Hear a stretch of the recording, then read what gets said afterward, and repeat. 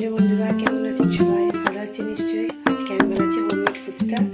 তো তার জন্য প্রিপারেশন করছি। দেখুন, এখানে আমি বানিয়ে নেব ঘুগনি।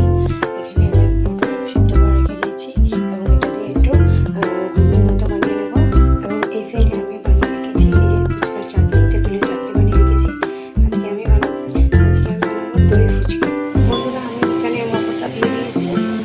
আর এই যে এখানে আমি সব মশলাগুলো অ্যাড করে দিয়েছি। এখানে হলুদ গুঁড়ো, জিরে গুঁড়ো, ধনে গুঁড়ো দেওয়া হয়।